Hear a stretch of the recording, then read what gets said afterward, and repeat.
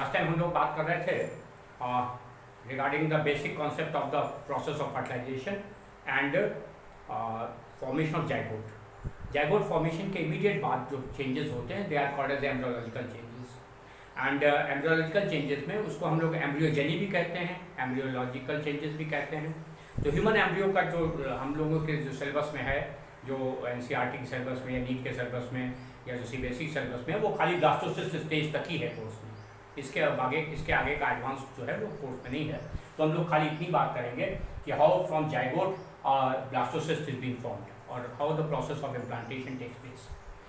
So in the process of human embryology, जैसा already हम लोग डिस्कस कर चुके थे, that there was an sperm which was fused with the ovum forming zygote. जब sperm और ओवम का फ्यूजन हुआ तो जाइगोट बना, और जब जाइगोट बना था तो उस समय फ्यूजन के टाइम पर जो स्पेशल फीचर्स थे वो ये कि ओवम के चारों तरफ सेल्स का एक जोन था जिससे हमने कहा था जोना रेडिएटा। उसके अंदर जो था जोना पेलुसिडा था, जो कि एक थिक लेयर थी, प्रोटेनेशियस लेयर। उसके अंदर जो था वो वेटलाइन, पेरी वेटलाइन मेम्ब्रेन थी, और उसके अंदर ओवम था। जब फर्टिलाइजेशन हुआ था तो जोना रेडिएटा को, जोना पेलुसिडा को, पेरी वेटलाइन मेम्ब्रेन को पेनिट्रेट करते हुए वो एंटर किया था। The sperm entered in the ovum after penetration of the zona radiata, cells of the zona radiata, cells of the layer of the zona pellucida and perivitline membrane, and then finally it enters in the ovum. And only head part of the sperm enters in the ovum. खाली sperm का head वाला portion enter करता है जिसमें कि मौजूद होता है न्यूक्लियस या मेल न्यूक्लियस या मेल प्रोन्यूक्लियस कह सकते हैं, which was haploid in number और क्रोमोसोम नंबर। जो मेल न्यूक्लियस था इसमें क्रोमोसोम नंबर्स haploid थे। Now after fertilization the zygote was formed because of the fusion of the X sperm and X ovum। तो X number of sperms में आए chromosome, X number of ovum में आए, तो number of chromosome now increase to the 2x। अब ये diploid stage हो गई।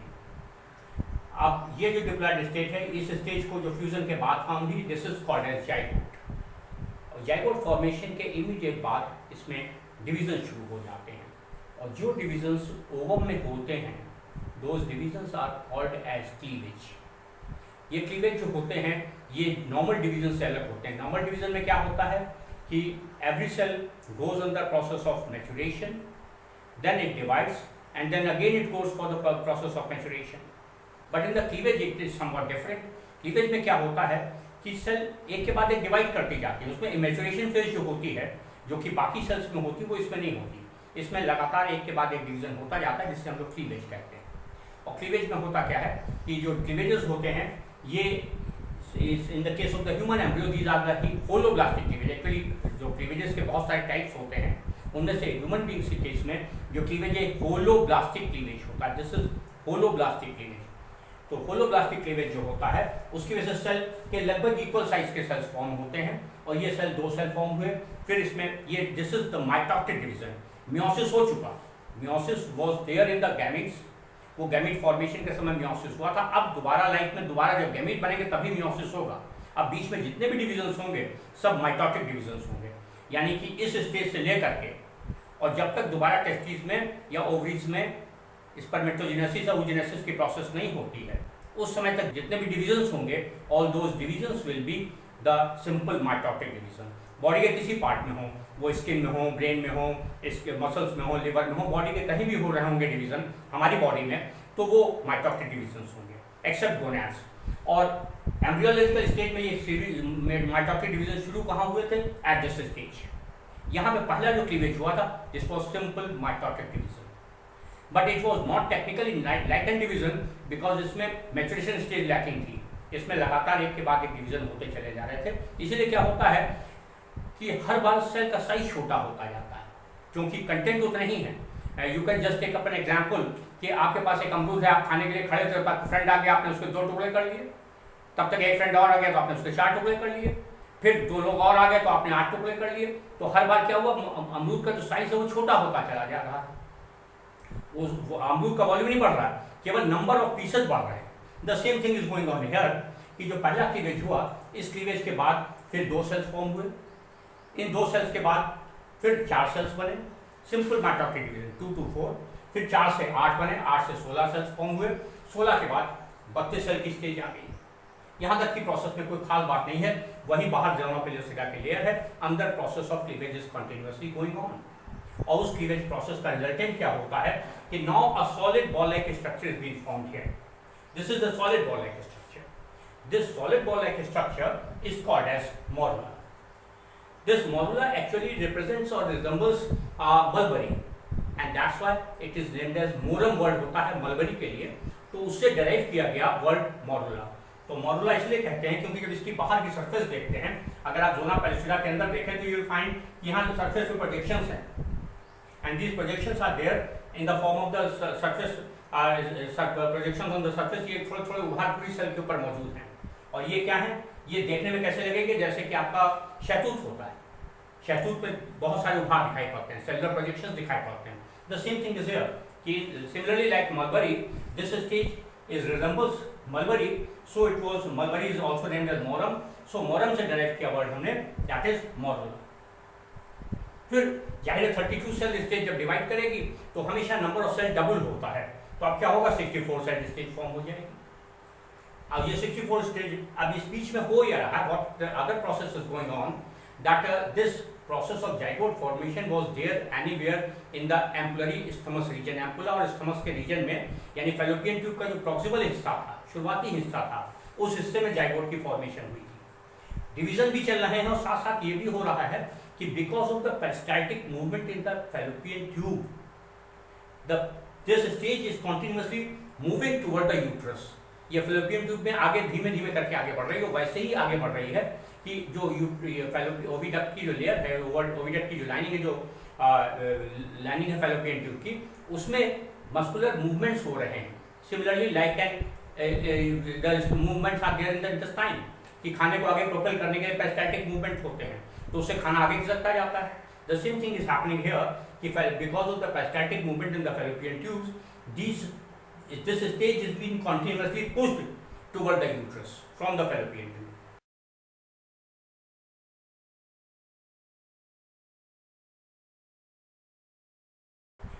Until it reaches to the end of the fallopian tube, उस समय तक ये स्टेज जो आ जाती है, this is usually either 64 cell stage or it is 128 cell stage। या तो ये 64 सेल स्टेज होती है, इसके एक सेल एडवांस स्टेज होती है, वो 128 सेल, यानी 64 को मल्टीप्लाई करेंगे तो 128 हो जाएंगे। तो either it will be 64 cell stage और it will be the 128 cell stage. ये जो 32 और 64 सेल स्टेज होती है, this is typically named as morula. इसके बाद अब इसमें चेंजेस शुरू हो गए, and those changes are actually very specific, और उन चेंजेस को हम लोग कहते हैं ब्लास्टोसिस्ट फॉर्मेशन। एक्चुअली होता क्या है, दुनिया में जितने भी ऑर्गेनिज्म हैं, इनमें मोरुला के बाद जो मल्टी सेलुलर एनिमल्स होते हैं, उनमें मोरुला के बाद हमेशा ब्लास्टुला स्टेज फॉर्म होती है। तो ये जो स्टेज बनने जा रही है, ये ब्लास्टुला ही है, पर ब्लास्टुला को ह्यूमन बींग्स के केस में इसे ब्लास्टोसिस्ट कहा जाता है। ब्लास्टुला हमेशा उस स्टेज को कहते हैं एम्ब्रियन डेवलपमेंट में, where a cavity is present in between the ovum और the you can say in the embryo, और that cavity is named as blastocoel. ये जो कैविटी जब बनती है तो इसको ब्लास्टोसील कहते हैं, और जिन स्टेज में, जिस स्टेज में कैविटी प्रेजेंट हो जाती है, उस स्टेज को हम कहते हैं ब्लास्टुला। और ये ब्लास्टुला स्टेज जो है, it is very prominently present here in the case of the human being, but here it is a cyst like structure, so it is named as, instead of blastula it is called as blastocyst. It is blastula, ये है blastula ही, पर इसको हम कहते हैं blastocyst.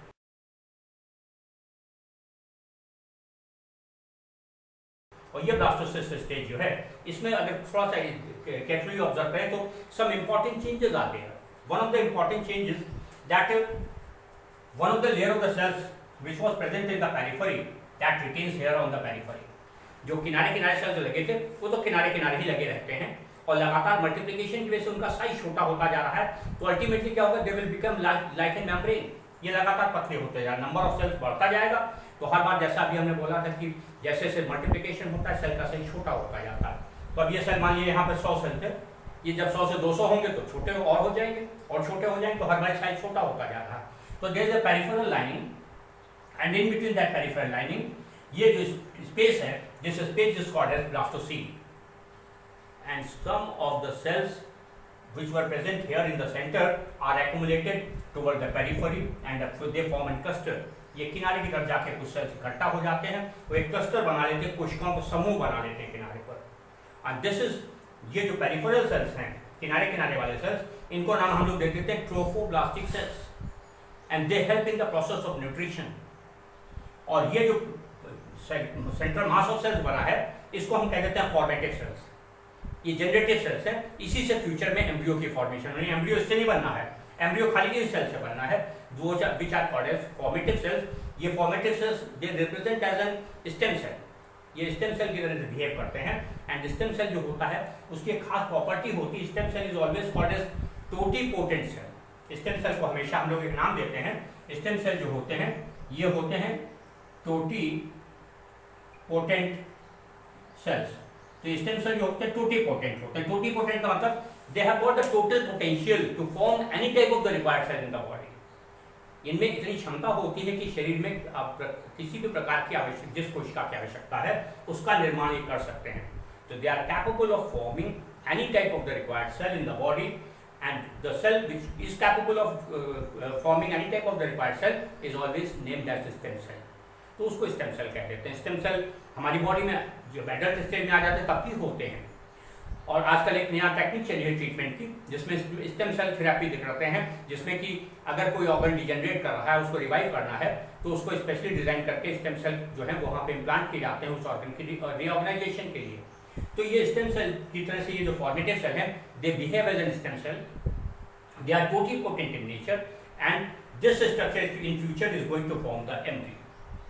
When ova was moving from fallopian tube toward the uterus, meantime the wall of the uterus started secreting a liquid material which was rich in carbohydrate। वहाँ पर जो यूट्राइन वॉल थी ढेर सारा वो मटेरियल निकालती है, लिक्विड मटेरियल निकालती है जो कि कार्बोहाइड्रेट रिच होता है, नरिशमेंट रिच होता है, वो इसकी फीडिंग करने लगता है।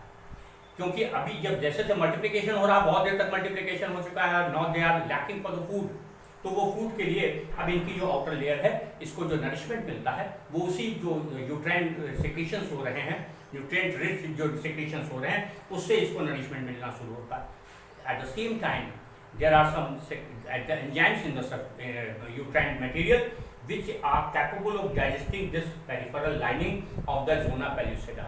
अभी तक zona pellucida मौजूद थी, अब zona pellucida डिजेनरेट करने लगती है, ये पेरिफेरल लाइनिंग डिजेनरेट करने लगती है और डिजेनरेट होकर लाइनिंग खत्म हो जाती है।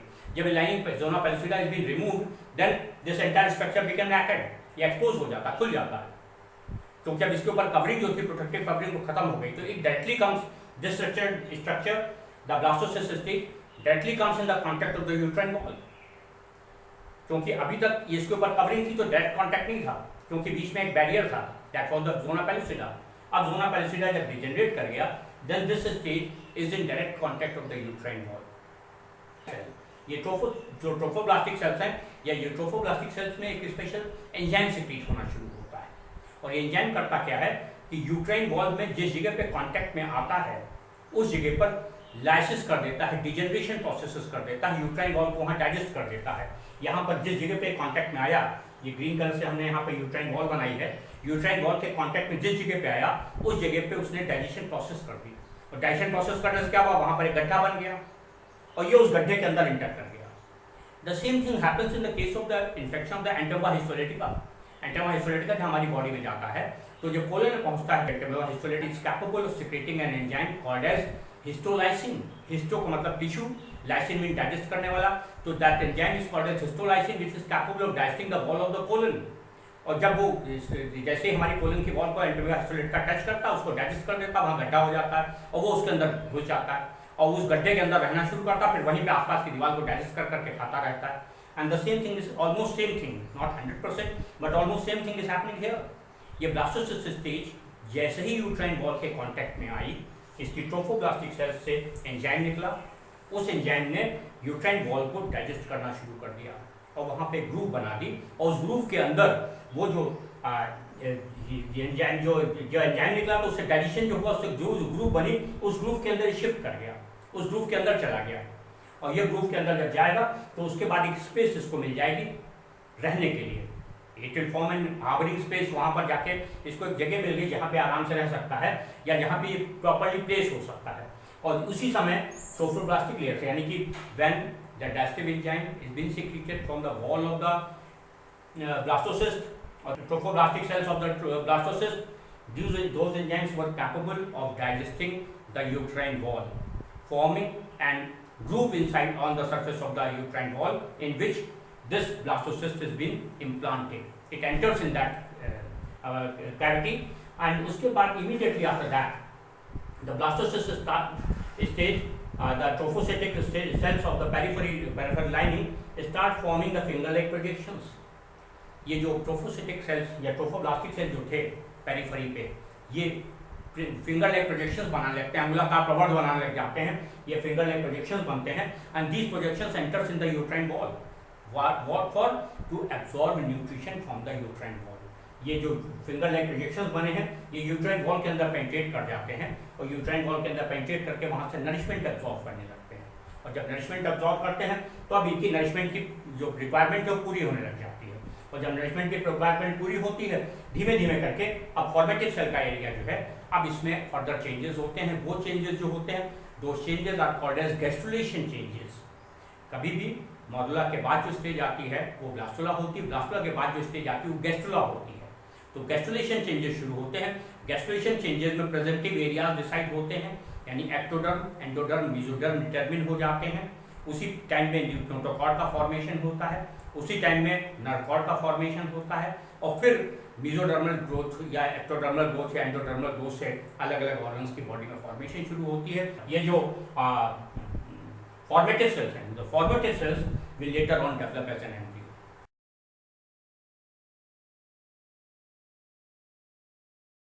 After the gastrulation changes. अब ये गैस्ट्रुलेशन चेंजेस हो तो आपको जो करना है that is only up to this stage.